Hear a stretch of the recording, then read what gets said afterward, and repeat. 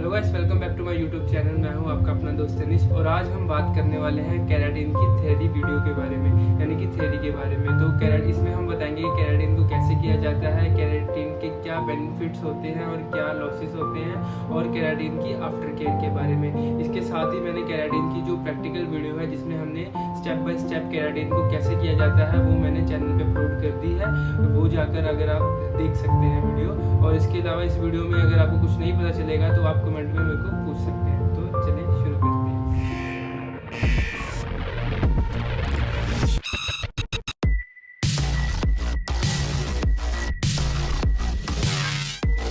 So first point, what is keratin?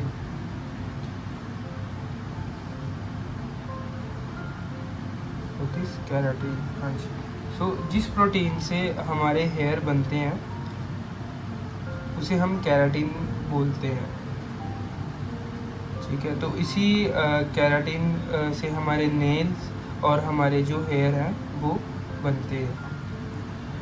जैसे कि आप देख सकते हैं कि हमारे जो नेल्स हैं और जो हमारे हेयर हैं वो दोनों ही केराटिन से ही बिल्डअप होते हैं।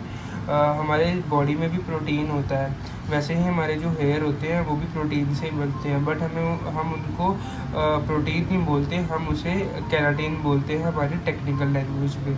सो इस तरह हम समझेंगे कि जो हमारा हेयर का प्रोटीन होता है उसे हम केराटिन बोलते हैं। तो नेक्स्ट आएगा हमारा कि हमारे जो फ्रीजीनेस एंड डलनेस है उसको रिमूव करता है। इसमें हम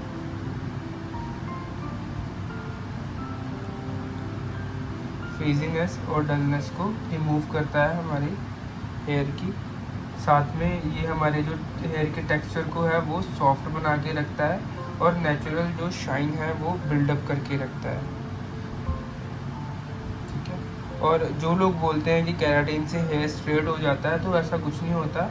ये केराटिन जो है वो हमारे हेयर को 50 to 60% तक ही स्ट्रेटनिंग इफेक्ट देती है, according to hair and according to texture. अगर तो आपके हेयर कर्ली हैं तो वो वेवी के टेक्सचर में जाएगा। मान लीजिए ऐसा स्प्रिंग जैसा हेयर है तो वो वेवी फॉर्म में आ जाएगा। जैसे ये स्प्रिंग जैसा है तो ये वेवी फॉर्म में हो जाएगा।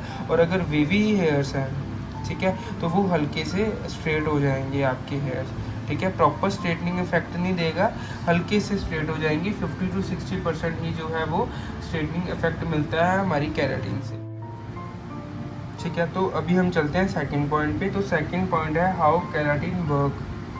जो हमारी हेयर केराटिन है वो कैसे काम करती है हमारे बालों पर। तो जो केराटिन है वो हमारे हेयर की क्यूटिकल लेयर, ठीक है, जो हमारे हेयर की फर्स्ट लेयर होती है क्यूटिकल लेयर, उस पर वर्क करती है। उसके अंदर जो लेयर्स होती हैं उस पर केराटिन वर्क नहीं करती। क्यूटिकल लेयर फर्स्ट लेयर पे ही हमारी जो केराटिन है वो वर्क करती है, उसके ऊपर लैमिनेशन करने का काम, ठीक है। हेयर को लैमिनेट करने का, यानी कि क्यूटिकल को लैमिनेट करने का काम करती है, ठीक है। तो ये है हमारा सेकंड पॉइंट।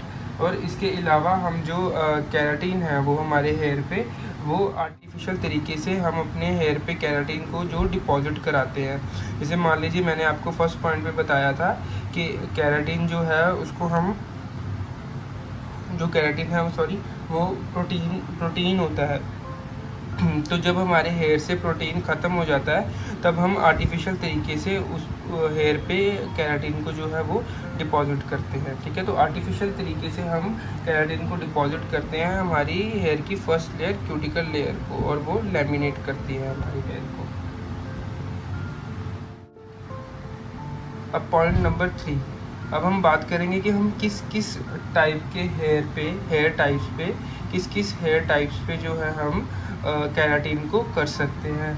तो हम ड्राई हेयर्स पे भी जो है वो केराटिन को कर सकते हैं, ठीक है। जो डैमेज हेयर है हम उस पर भी केराटिन को कर सकते हैं।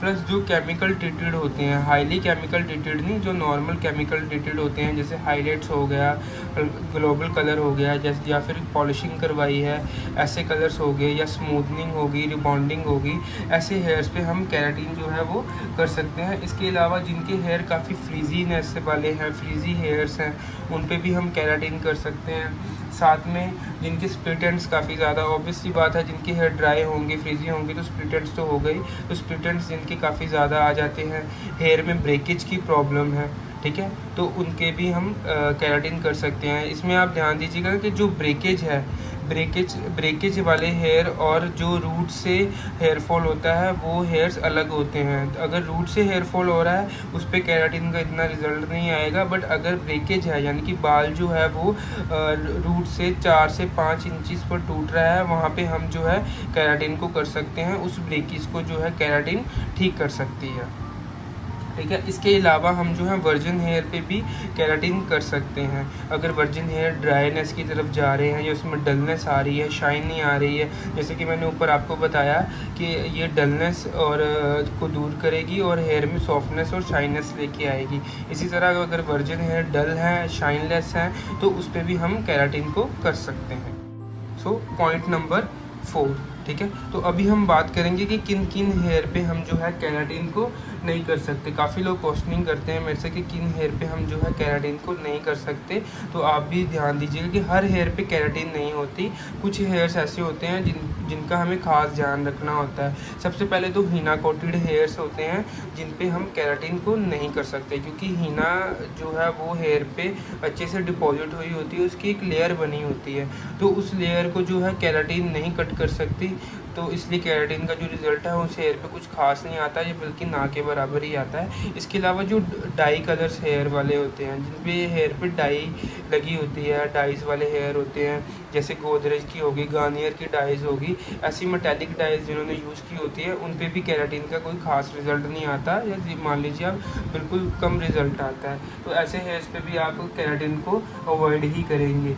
इसके अलावा जो हेयर काफ़ी ज़्यादा बर्न हो जाते हैं, जैसे मान लीजिए किसी ने स्मूथनिंग की है या अपना रिबॉन्डिंग की है, उस पर वो हेयर जो है वो श्रिंक हो गए, एकदम स्प्रिंग बन गया है, हेयर पे जल गए हैं बाल, तो उन हेयर पे भी जो केराटिन है वो वर्क नहीं करेगी। टेम्परेरी सा आप ज़्यादा नहीं तो 1 या 2 वीक तक अगर वो स्टे रहेगा, उसके बाद वो बर्न हेयर से केराटिन ऑटोमेटिकली वॉश आउट हो जाएगी, क्योंकि वो बर्न हो चुके हैं, हेयर में लाइफ जो है वो चली गई है। ऐसे हेयर्स पे आप बोटॉक्स वगैरह या फिर फ्लेक्स ट्रीटमेंट, जिसे हम स्टैंडर्ड ऑन ट्रीटमेंट कहते हैं, वो ज़्यादा कर सकते हो बजाय केराटिन के।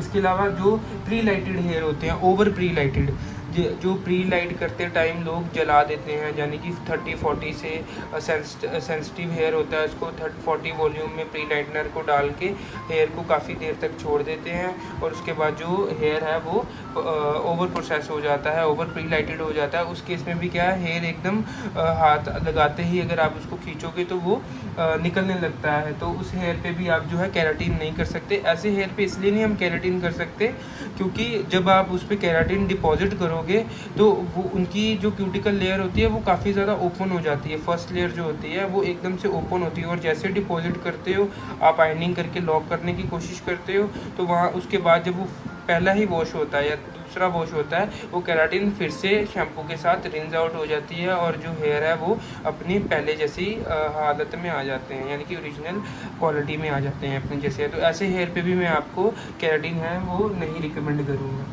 तो 5th पॉइंट रहेगा हमारा आफ्टर केयर का, ठीक है। आफ्टर केयर यानी कि हम क्लाइंट को केराटिन होने के बाद क्या क्या चीज़ें सजेस्ट करेंगे और कौन से जो शैम्पू हैं हम उन्हें रिकमेंड करेंगे।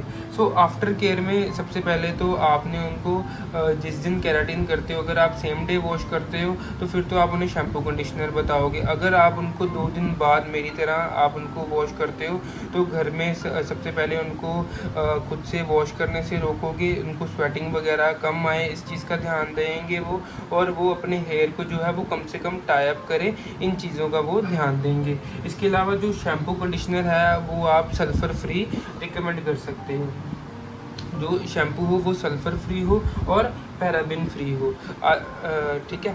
तो आजकल मार्केट में जो शैम्पूज़ हैं वो केराटिन इन्फ्यूज़ वाले शैम्पू भी अवेलेबल हो गए हैं, जैसे कि कैडव्यू और जीके का, ठीक है, जिसमें केराटिन क्या होती है, इन्फ्यूज़ होती है। केराटिन के कुछ इंग्रेडिएंट जो होते हैं वो शैम्पू और कंडीशनर में अवेलेबल होते हैं। ऐसी जो शैम्पू कंडीशनर हैं वो आपके केराटिन को लॉन्ग लास्टिंग लेके जाती है, ठीक है। बेसिकली केराटिन जो है वो 3 to 4 मंथ तक रहती है, बट अगर आप ये शैम्पू यूज़ करते हो जिसमें केराटिन इन्फ्यूज़ है तो ये जो है वो 1 या 2 मंथ से और बढ़ाकर आपको रिजल्ट दे देगी, यानी कि 5 to 6 मंथ भी चली जाएगी। बाकी क्लाइंट के केयर करने पे है और हेयर के टेक्सचर पर डिपेंड करता है, बट मेरे अकॉर्डिंगली मैक्सिमम 3 to 4 मंथ जो है वो केराटिन निकल जाती है इजीली। इसके अलावा जो है आप क्लाइंट को केराटिन रिफिल मास्क भी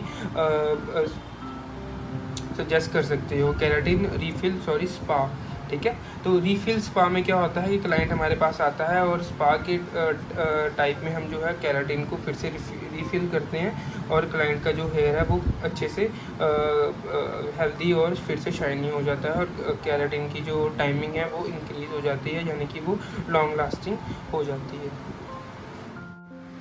तो आज के लिए इतना ही गाइस, मिलते हैं नेक्स्ट वीडियो में। अगर ये वीडियो आपको अच्छी लगी हो तो नॉलेजेबल लगी हो तो इस वीडियो को शेयर और सब्सक्राइब चैनल को करना मत भूलना और वीडियो को लाइक करना भी मत भूलना। Thank you so much.